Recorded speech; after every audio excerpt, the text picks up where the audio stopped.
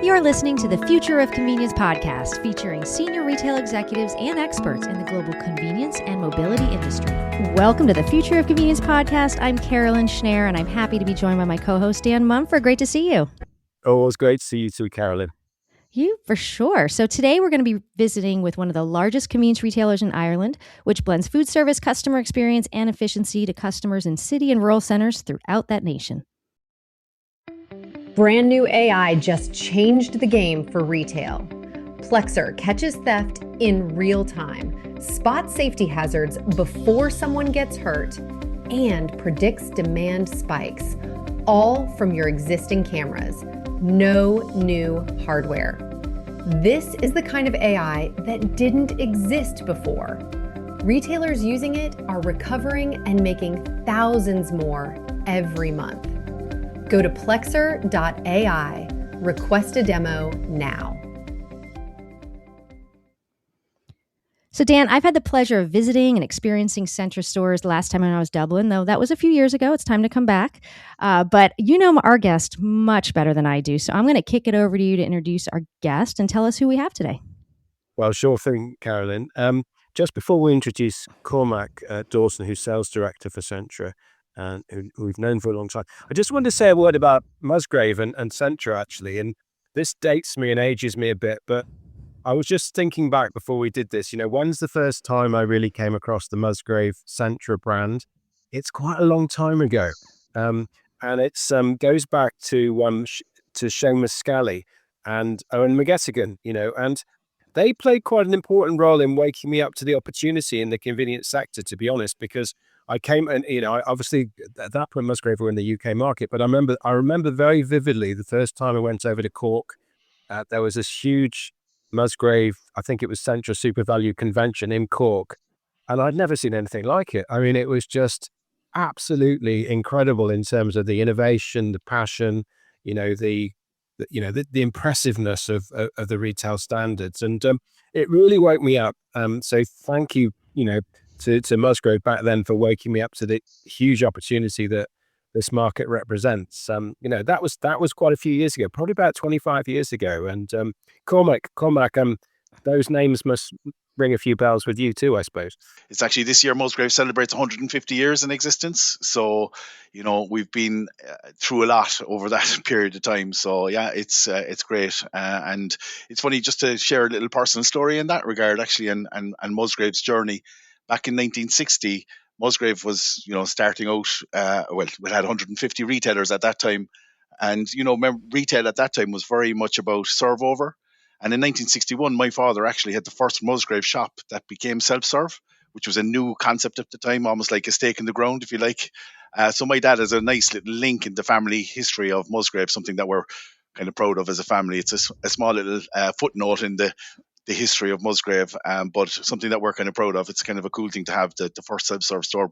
And then by the end of the 60s, self-service was the mainstay of retail. So a convenience legend in his own right, my dad was, in a way. So proud to be talking to you today. So looking forward to it. Well, the Irish market's full of legends in convenience retail, isn't it? And That's cool. some of them have left Ireland and are working in lots of other parts of the world as well, but not getting to that. But Cormac, tell me a bit about your role at Centra, and you give us a bit of background.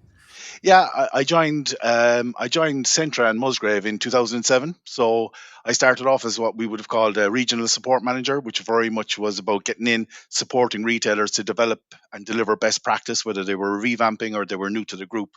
And slowly but surely over that last 19 years or so, I've worked my way up through different roles within the brand. And I became Centra Sales Director about 5 years ago. So look, I'm steeped in the brand really, and steeped in what Centra is about and in convenience, and it's something that I'm very passionate about as somebody who's kind of had a whole career really in the last 20 years in Centra. And a lifetime, actually. So you can go back further than that. Exactly. Just Cormac, just going back to one of the things I said at the beginning around, what impressed me when I, 25 years ago when I first came across the brand and your relation and your retailers and their relationship with you, with Musgrave head office, but also and the team that was backing them up. But really, the other thing that really struck me was their relationship with the community. Yeah. and that's the game changer, isn't it? It is absolutely, and look, we have an unwavering commitment really to independent retail, and it's a partnership that's built for like kind of long term mutual success. Retailers invest locally, profits stay in the community, and there's a trust and loyalty built up with that kind of community connection. The way I put it is like there's a magic dust of local entrepreneurs that kind of have that deep customer knowledge and authentic community connection. When you back that with the national activations that we have, like GAA sponsorship, Irish Cancer Society sponsorship that get activated locally, it really does matter, and it really does create that deep connection with the community. So when the brand and retailer come together, Centra is untouchable. Another way of putting it is if you put independent retailers plus Musgrave scale, it equals Centra's superpower, really, in terms of that community connection. And I guess those retailers, they know what their customers want, and they know how those needs and wants of those customers evolve over time as well, right? Absolutely. And like we're very lucky to have that experience and knowledge that we can tap into. And we use different forums and council as a kind of a centralized council that we use to kind of use to get that retailer knowledge to shape the plans that we develop. Yeah. And just thinking about, that model that's been so strong in Ireland for such a long time, for decades, taking it back to the start of my career in this business. But thinking ahead to the next generation, now what about that pipeline of those keen local entrepreneurs who want to be part of the community? I mean, how easy is it to plan the next generation of retailers for you guys? I won't say it's easy, right? But we've got a very strong kind of program and intentional plan around trying to harvest the next generation of retailers. So we have a program called Leading for the Next Generation, where we have store managers, we have family who are thinking about succession, we've got other investors who are thinking about joining Centra, and we have a program that's helping them. We've over 40 people gone through it already that will help them find and reach their kind of their dream of owning a Centra. So we've had over 40 through it already. So it has gone quite well. It's really focusing on families helping transition their stores sustainably, but also getting that new blood kind of retailer into the model, which is really important for the next generation of Centra itself. So on that note, I've had the pleasure of going to Ireland twice, once in 2008 and then again a few years ago. But the one thing I haven't done is really like leave Dublin, Dublin city center and everything. So someday that's going to happen. I promise you.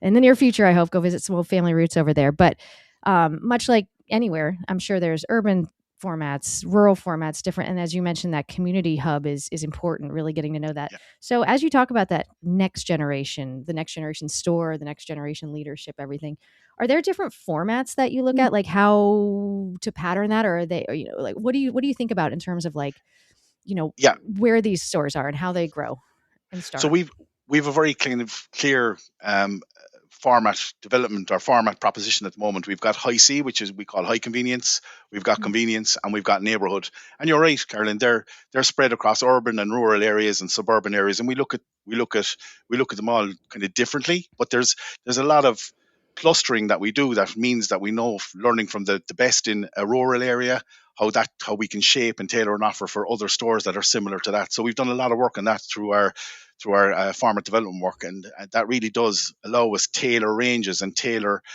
propositions that meet the local needs of our shoppers. And staying on format, obviously, one of the flagships that I'm very aware of with Centra is the Drumcondra store. And I think that's got all the bells and whistles, hasn't it? In terms of what you want the Centra format to be, ideally.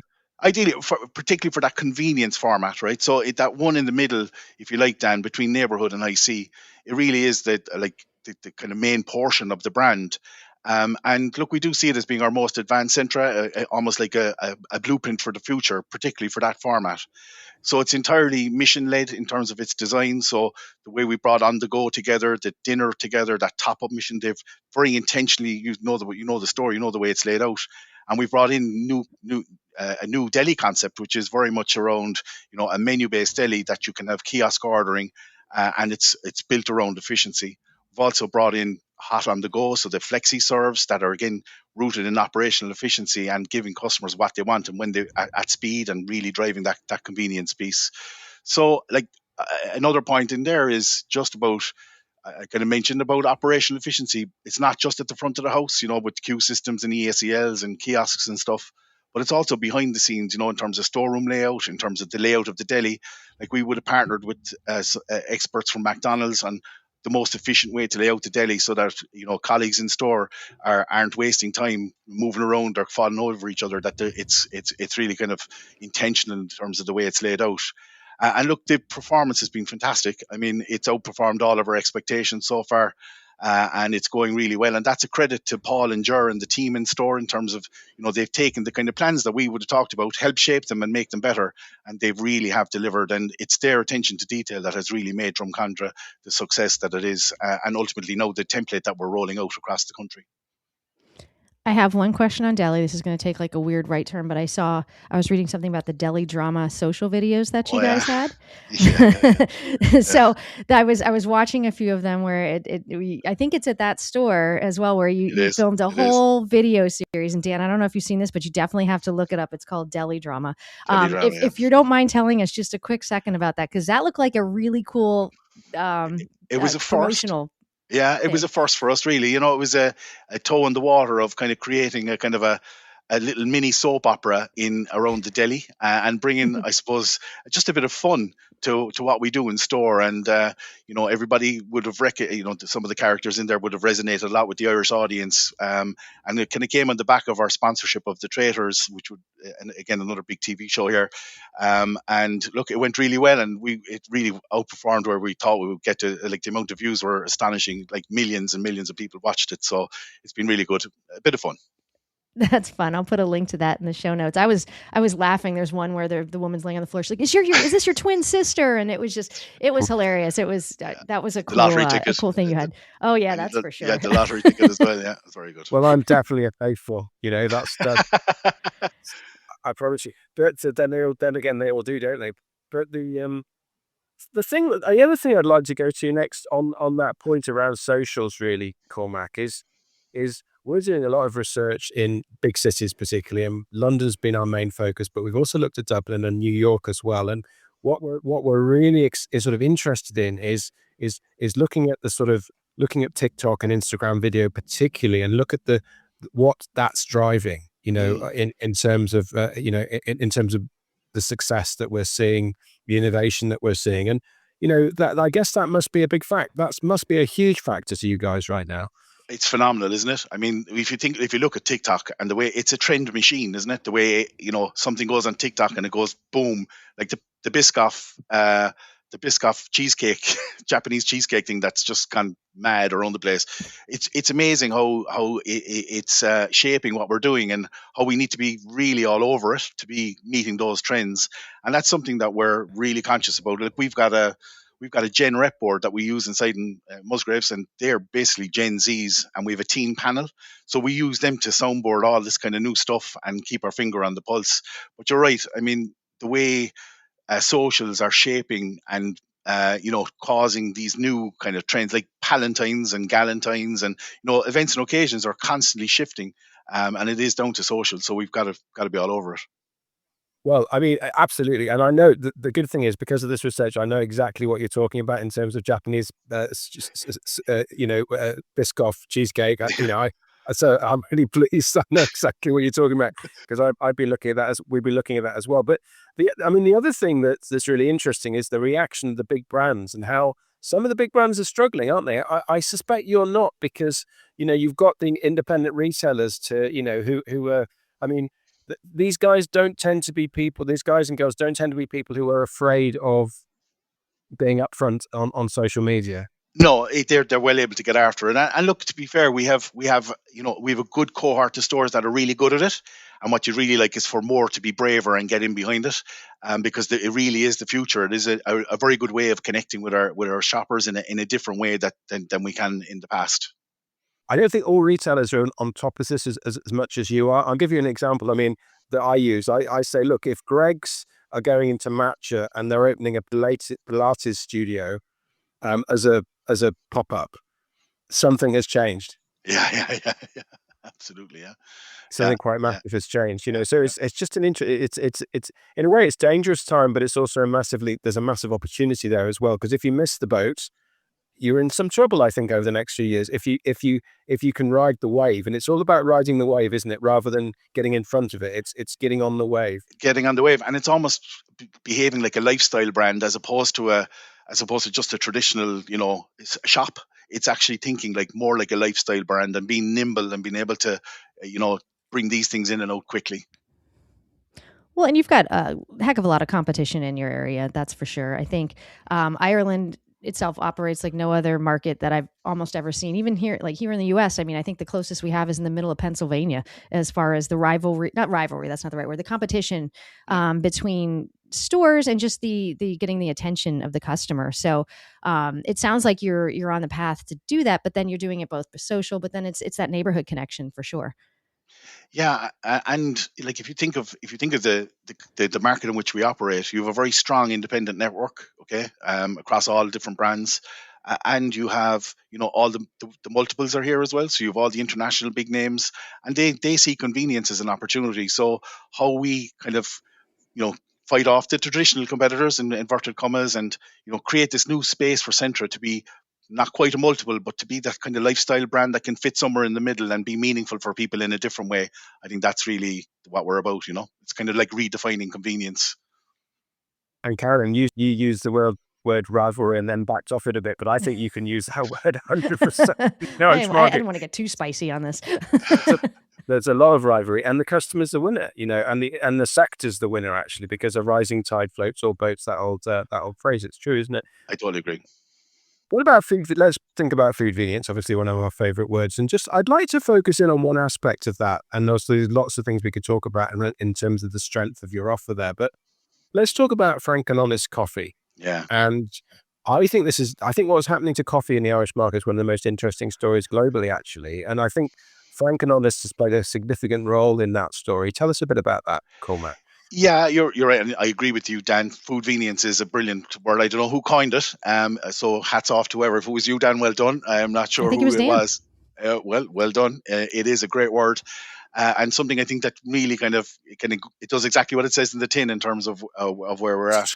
And it's you're right. Frank and Honest has been a remarkable success in the market. We're doing 26 million cups of coffee a year, and that is phenomenal. Right from this is only 10 years old as a brand, and look, we're looking to bring it on further. I mean, we can't rest in our laurels there. As you say, in Ireland there's a lot of competition, a lot of rivalry in this coffee space, so how we keep updating it is going to be key. And look, this year we're excited that we'll be kind of launching what we call Frank and Honest 3.0, that will be going after iced and the whole range of other cold and different type of flavor beverages that I think will be which will be very successful, and it'll be the next iteration of what Frank and Honest will look like. But it is hugely important for us, and it is a reason why people will call to Centra. There's no doubt about it. This fascinating story. Just thinking back to pre-Frank and Honest, what was your coffee? Was it branded Centra coffee, It, basically? Was it it? was, and it was very inconsistent, Dan. So, like, we would Mm. have had, I remember, I'm around long enough to remember we had kind of white cups, and we were, it wasn't consistent around the place. There was different types of machines, so and we were trying to have it all under the one kind of Centra own brand, if you like. But it was varied, and it was difficult. And look, the challenge was getting, the offer into as many shops as we could, and we did. In fairness to our retailers, they got in behind it, and saw it as something that could differentiate us in the market, because ultimately that's what foodvenience is about. It's about driving that differentiation in the market, and I think Frank and Honest is a good example of that. I think one of the most important strategic moves you made as a business over the last few years, and that consistency across the whole market, I think it's fundamental. And you put a lot of effort and investment into it, didn't you? I mean, it wasn't just a superficial rebrand by any means, was it? No, it was a root and branch, end to end proposition that took a good 18 months to 2 years to figure out how to crack it.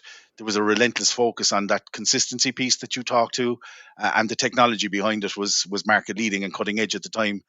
So look, it's something that we're very proud of. But like that, people catch up, people see where you've gone, and when you're a leader like that, you can see that people are following. And as you've both said, in this market, we've got some brilliant competitors, and they're always looking to move ahead. So we have to be doing the same. So, one other question, which I think is an interesting sort of direction that the Irish market's going in. There's a lot of global interest in this actually, and I'm looking forward to coming over soon and looking at this in a bit more detail. I would phrase it the ultimate forecourt opportunity. So this is forecourt sites where I think a lot of this, some of this may be driven by the entrepreneurialism of your retailers, and obviously the support that you give them to let them take a slightly new direction. In terms of these big opportunities where there's parking on the forecourt. You've got maybe it's opportunity for bigger sites. I mean, tell us a bit about how that's looking. Yeah, I mean, look, we 30% of our estate are forecourts, and I suppose we see forecourts and particularly high traffic areas as being a showcase for Centra. And look, we've got some great examples of those around the country. We've got Coola in Dungarvan, we've Newcastle West, we've Clarina, we have Mountain Top up in Donegal. One definitely, I'd recommend you to visit Carolyn the next time you're over. We have some brilliant examples of the best of our brand coming through. But I think there's more. I think there's more for Centra to go after in this forecourt space, and it's actually something that we're looking at this year, Dan. And something I was really struck by an interview with the Michael from Denmark from the Q8 stores where he's talking about Yes. Noah's Martin. Kitchen. Martin Stillhoff, yeah. Martin, and how their partnership with Noah's Kitchen enabled them to have the number one pizza on the go brand in Denmark now. Like, they're the kind of things that I'm really interested in, and how we might learn from other players in the European or global market. And it's something that we are focused on this year, because I think there's a next step for us in forecourts that we have to go after. 100%. I tell you what, I'm looking forward to coming over and seeing a bit more of that outside of Dublin, just like you were saying, Carolyn. Yeah. To catch myself up really with some of the developments there, because it sounds very exciting. I mean, it's a good story, Cormac, isn't it? I mean, it's you can see how well thought through it all is, I'd say. Yeah, it is. Look, we're in a very good place. Look, we've had a very successful few years where we've the biggest market share we've ever had. There's a lot of proof points to our success. Okay. But I'm really interested in the future. I'm really interested in how we can deliver fresh food on the go, food and beverage on the go to our customers in the most efficient way possible. Because I think efficiency is going to be a big play for us, without losing that kind of magic dust, that connection that we have with the local communities. That is going to be critical. So wherever we can remove non-value add tasks or non-value add things in store, that's going to be critically important, so that we can add value where the customer wants it most. Well, what a fascinating conversation, Carolyn. Oh, for sure. And I think, I mean, we've talked to several different Irish retailers on this show, and just having been there myself. And I think, Dan, it sounds like pretty soon we need to organize another store tour and go see all kinds of. Oh, thank you. And leave the city. So that's my plug for what I want to do with you. But outside of that, I think, Ireland, I can't say it enough. It's such a great market. It's so developed. So, those listeners that are from around the world that are listening to this, I mean, take a tour, take a jump over there and just get to see, because I mean, you'll within a square mile radius, you'll see so many cool Centras, but then also other competitors, if you will, because it's just, you guys are at the forefront, and you have been for 20 plus years. I mean, Dan, how many times have we heard from even American retailers that have said, oh, well, that time we went to Ireland and we saw, Rutter's, our winner of the best food convenience store in the world competition, was like, well, back in the day, my dad went over and saw whatever happening over in Ireland. So, yeah. I mean, but you keep reinventing, and that's not the right word, but regenerating the success. So it's really cool to see it, and I'd like to see it again soon. Yeah, absolutely. Yeah, we hear that a lot, and look, we've done a little bit of a partnership with IGA over the last few years, where in America, where we've gone over to see some stuff there, and they've come over here, and they keep telling us that they're blown away by what they see here in the Irish market, and it is unique and special. And look, we're really excited about the future. I must say. So. Really, look, Cormac, just a big thank you for talking to us today. Always an interesting conversation, and look, I'm looking forward to coming over to Ireland soon and spending a bit of time with the Centra business around the country. And it's overdue, and I know there's a lot to catch up on, so I'm really looking forward to that. That's great. Can I just before we kind of wrap up, I just think just kind of, if there's anything I'd like anybody to take away from this, and you're talking to it there, guys, is look, I think that Centra we're at the cusp of building what I think is the next chapter of convenience, bringing in more personal, more local, and more innovation. And look, we're just getting started. So if you're someone who believes in community business, in great food, in shaping something bigger than yourself, Centra is absolutely a place where you can make that happen. So thanks for the chat, guys. I've really enjoyed it. I couldn't have ended that any better myself. So thank you so much for being with us, Cormac. Dan, great to be with you again. And thank you so much for listening to The Future of Convenience. Thank you for listening to the Future of Convenience podcast, produced by Dan Munford, Jenna Ferguson, and Lorraine Evans. It is produced and edited and mixed by Carolyn Schnare, and music is provided by Jukebox Music. Learn more at globalconvenience.com. Before you go, it's Carolyn over here. Voting is now open through June 4th for the Smartest Store in the World competition. The Smartest Store in the World competition is an exciting one from Insight Research and is focused on the innovative adoption of new technologies around the world. The top 12 entries are online for you to vote to crown this year's winner. Those entries, as well as the other amazing ones we received, are all online. Head over to globalconvenience.com now to check out the 21 smartest stores, find some inspiration and new ideas, and of course follow us on LinkedIn for further coverage. Voting closes on June 4th, and the winner will be announced in mid-June both online and at the NACS Convenience Summit Europe in Warsaw, Poland. The Smartest Store in the World competition is hosted by Insight Research and NACS, along with Accenture serving as the official knowledge partner. It's also sponsored by Invenco, Plexor, and VenHub. Go to globalconvenience.com now.